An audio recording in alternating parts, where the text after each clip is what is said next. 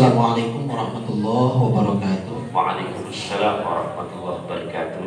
Yang pertama, pertanyaannya ini datang dari seorang yang profesinya sebagai guru. Ini ada orang tua tanya sama beliau, anaknya berusia 11 tahun, baru kelas 5 SD. Dia bingung buat menjawab pertanyaan si anak ini, ya, yaitu mengenai pubertas, menanyakan tentang mimpi basah. Kalau yang perempuan mungkin kan tanda baliknya atau pubertasnya itu haid.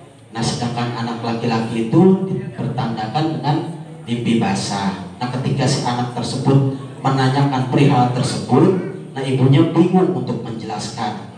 Nah, si orang tuanya ini khawatir anaknya ini mencari-cari jawaban tersebut. Maklum zaman sekarang pada megang HP, bocah juga khawatir nyarinya di Google seperti itu. Nah, untuk menyikapi seperti ini gimana guru? Itu pertanyaan yang pertama. Dan yang keduanya, ini titipan amanah dari Ustadz Jahrudin menanyakan perihal kalau seorang anak adopsi atau anak angkat, bolehkah PIN-nya itu dinisbatkan kepada orang tua yang mengadopsi, bukan kepada orang tua kandungnya? Nah, itu gimana hukumnya? Dan sedangkan hal tersebut sudah tercatat di dalam kakaknya, seperti itu bro, surat kakak kartu keluarga gitu. Mungkin itu saja pertanyaan dari kami. Terima kasih. Assalamualaikum warahmatullahi wabarakatuh.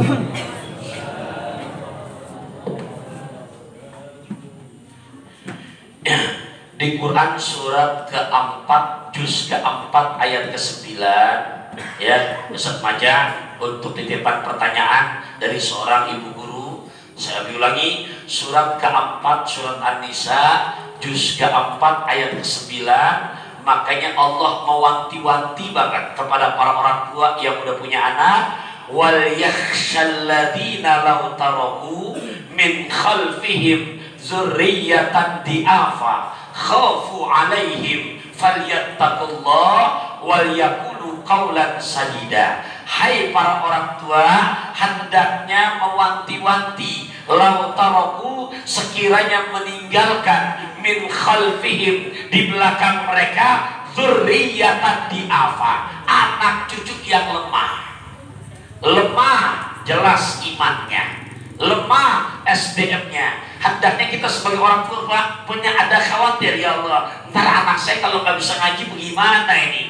Nah, kalau anak saya nggak kenal Tuhannya bagaimana ini? Nah, makanya di situ Allah memerintahkan kepada para orang tua di ujung ayatnya, maka berkatalah dengan kata-kata yang benar. Solusi yang pertama, jangan jadi malah malu nih para orang tua untuk menjelaskan anak-anaknya perihal tentang akil baligh,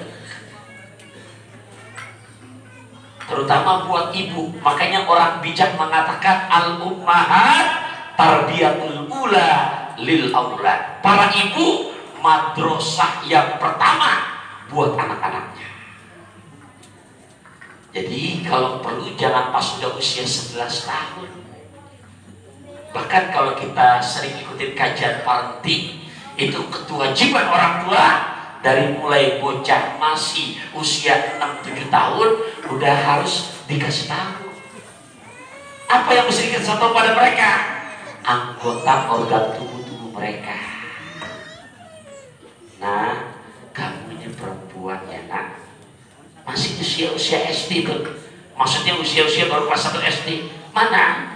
Nanti di mana kamu akan besar nak? Di situ bagian dada kamu, maka kamu punya payudara. Di mana hormon yang bagus, kamu sehat, payudara kamu ini akan membesar. Ini termasuk yang harus kamu jaga. Ini organ yang sangat istimewa, jelaskan. Nah, mana lagi? Kamu juga di mana ya harus betul-betul menjaga untuk urusan virgin kamu nak. Ini sesuatu yang sangat istimewa nak, gak boleh dilihat sama siapapun, gak boleh kesentuh sama siapapun, terutama kecuali nanti di saat kamu telah dinikahkan oleh ayah anda kamu nak. Ini dari sejak kecil dijelasin. Itu yang perempuan, yang laki-laki juga sama. Kita jelasin anak kita, Bapak. Ya, wahai anakku tercinta, ya kamu nanti akan besar. Tolong, kalau pakai mas Quran, misalkan mau sambil ngaji, tuh nah, lihat Quran surat An-Nur ayat ke-30, 31. Ayat ke-30-nya ini khusus buat yang laki-laki. Ayat 31 rada panjang untuk urusan perempuan. Nah, jaga kemaluan kamu, nah. Ya, dari masih kecil deh. Supaya kenapa? Karena nanti hubungan hormon yang sehat, dia akan tumbuh besar, akan membesar, akan terjadi perubahan. Karena sudah dipesankan sama orang tuanya, dia akan ingat, dia akan jaga. Dia gak akan betul-betul sembarangan untuk betul-betul, maaf, diobral. Nah, begitu masuk usia menjelang dewasa, saat remaja, perempuan di mana menstruasi, laki-laki akil balik. Di situ di saat mimpi basah, dia sudah nggak bingung. Kalau dulu saya memang jelas ngaji pigi, emang kita dari masa masih mulai, ya mohon maaf, dari mulai yang namanya SD, pelajaran ibtidaiyah, pelajaran Iqra, di mana juga belajar pigi, udah dikenalkan. Nah, kalau sekarang kan udah mulai hilang yang begitu-begitu, Pak. Nah, ini tugas orang tua. Nah, makanya Ustaz Maja ini nggak boleh dibiarkan. Jangan sampai dia tahu dari Google, apalagi tidak bertanya dengan gurunya. Allahu Akbar. Nah, makanya sekali lagi saya katakan harus dijelaskan perihal nanti mandi junubnya bagaimana. Ya, ini hal-hal yang sangat urgent dan ini kewajiban kita sebagai orang tua. Itu yang pertama ya. Yang kedua, perihal adopsi anak. Tolong kepada orang-orang tua yang merasa adopsi anak, ini bukan kata Abi. Di Quran surat ke-33 juz ke-21 ayat ke-5. Diulangi, di Quran surat ke-33 Al-Ahzab juz ke-21 ayat ke-5, Allah memerintahkan bagaimana bersikap kepada anak-anak angkat. Bismillahirrahmanirrahim. Ud'uhum li'abaihim huwa aqsatu indallah, ila akhir ayat. Ud'uhum, panggillah mereka. Siapa mereka? Anak-anak adopsi, anak-anak angkat. Panggil mereka li'abaihim, tetap dengan panggilan abah kandungnya. Kenapa? Yang begitu huwa aqsatu indallah, itulah yang paling adil menurut Allah. Jangan mentang-mentang kita adopsi anak, kita memang orang Allah takdirkan orang ada, lantas untuk akte kelahiran, untuk segala macam administrasinya dengan nekat, dengan operation kita rubah dengan nama kita sebagai bapak angkatnya. Berarti gimana? Tidak diperbolehkan oleh agama. Paham ya? Jadi nggak boleh, walaupun yang namanya itu bapak angkat udah ngebiayain dari bayi, tetap yang afdol adalah bapak kandungnya. Itu fil amr, ud'uhum, panggillah anak-anak angkat tersebut li'abaihim, dengan abah kandungnya. Hadirin hadirat rahimakumullah, apalagi itu anak angkatnya ternyata perempuan. Di saat dia ngadopsi di Kalimantan, umur tuh bayi baru umur seminggu saat di Kalimantan. Begitu dapat setahun, pindahlah ke kampung pulau. Begitu pindah ke kampung pulau, tetangga-tetangga mana tahu itu anak angkat. Tetangga-tetangga tahunya anak kandung, betul apa enggak?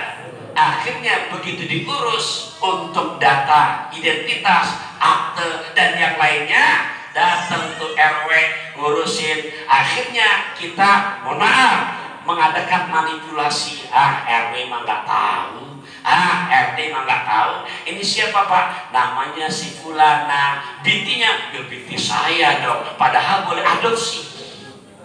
Maka yang berdosa bapak angkatnya tersebut. Lebih fatal lagi, ini anak gadis tuh gede tumbuh remaja dewasa, datang tuh waktunya nikahkan, ada jodohnya, lebih bahlul lagi. Ternyata begitu akad nikah, Pak penghulu lihat datanya si Fulana binti Fulan, padahal dia bapak angkat. Ya penghulu husnuzon, oh iya anak kandungnya. Gimana Pak, mau menikahkan langsung apa berwakil? Oh saya langsung aja. Dengan bodohnya, dengan gak ilmunya, nekat tuh bapak angkat. Mana Jawas suka wa ankah tuka maktubataka, aku nikahkan, aku kawinkan putri kandungku dengan kamu, dengan mas kawin yang tersebut bla bla bla, dibayar tunai, padahal itu bukan anak kandung, maka gak sah pernikahannya. Zina. Jelas ya? Bukan pendapat Abi, tapi Quran yang sudah merintahkan di surat Al-Ahzab ayat kelima. Jelas ngomong ya? Jadi jangan overaction kalau emang bukan anak kandung kita. Iya, ya beneran, jangankan emang adopsi, bapak tiri pun, ya jangan overaction. Emang bukan anaknya, ya udah, mendingan secara kekeluargaan dibicarakan. Gimana tuh bapak kandungnya, hampir genari nggak kelihatan kabar beritanya. Coba kita cari tuh, terus ketemu. Akhirnya gimana? Ternyata memang bapak dirinya yang ngurus dari kecil tuh, dan memang kayaknya orang taunya tuh bapak kandungnya. Ya nggak usah gengsi, silahkan bernegosiasi dengan bapak kandung. Untuk apa? Ya silahkan dinegosiasikan. Kalau bisa udah ijab kabul, udah saya serahkan, besok nikahin aja dah anak kandung saya berwakil kepada kamu, supaya kamu yang menikahkan. Boleh begitu. Kalau udah ada ijab kabul, salah terima, sah. Jelas ya aja ya. Jadi mohon maaf, dikatakan sekali lagi, walaupun orang pada nggak tahu, tapi Allah nggak bisa dibohongin. Makanya Allah menyuruh ud'uhum li'abaihim, panggillah anak-anak angkat kamu tetap dengan nama bapak aslinya. Wallahu a'lam bishawab. Segini dulu deh ya, merasa waktunya. Mudah-mudahan bermanfaat. Lebih kurangnya saya maaf. Nanti yang bertanya lagi insyaallah minggu depan kita lanjutkan ya, karena semalam kemarin juga udah ada yang jam dia nama Abi, tapi belum kesempatan waktunya insyaallah ya nextnya.